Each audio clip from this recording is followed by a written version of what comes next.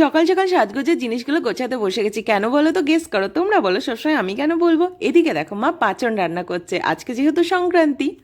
আমি যেহেতু বেরোবো তাই সকাল সকাল খেতে বসে গেছি। এদিকে দেখো, পিউ চলে এসেছিল, পিউর হেয়ারটা আমি বেঁধে দিলাম, তারপরে আমাকে একটু আদর করে দিল। বাইরে প্রচণ্ড রোদ, যেহেতু আমি বেরোবো তাই আমি স্কার্ফটা পরে নিলাম। বেরোতেই দেখলাম সামনেই মেশিনটা, আমাদের বাড়ির সামনেই রাস্তা তৈরি হচ্ছে, আর আমি চলে এসেছিলাম ওকে সাজাতে। ওর প্রি ওয়েডিং শ্যুট ছিল, তাই আমি দুপুরবেলায় চলে এসেছিলাম, ওর যেহেতু 2টো থেকে শ্যুট ছিল। আমি ওকে সাজিয়ে বাড়িতে চলে এলাম। এদিকে পিউর দরজাটা খুলে দিল, আর এদিকে দেখো মা তরমুজ কেটে রেখেছিল, আমি আর পিউ তরমুজ খাচ্ছিলাম। দেখো, সকালবেলা রাস্তাটা তৈরি হচ্ছিল, দুপুর হতে না হতেই পুরো রাস্তাটা কমপ্লিট হয়ে গেল। আর আমি আর পিউ দেখো বাইরে চলে এসেছি, দেখছিলাম আমাদের চটিগুলো রাস্তার মধ্যে আটকে যাচ্ছে কিনা। দেখলাম না, আটকে যাচ্ছে না, রাস্তাটা শুকিয়ে গেছে। আর এদিকে দেখো, আমি আর পিউ পাঁচন খেতে বসে গেছি। সকালবেলা তো খেয়ে যেতে পারিনি, তখন মা রান্না করছিল। পাঁচনটা দারুণ হয়েছিল। রাতে খেয়েছিলাম আলুর পরোটার মাশরুমের চপ।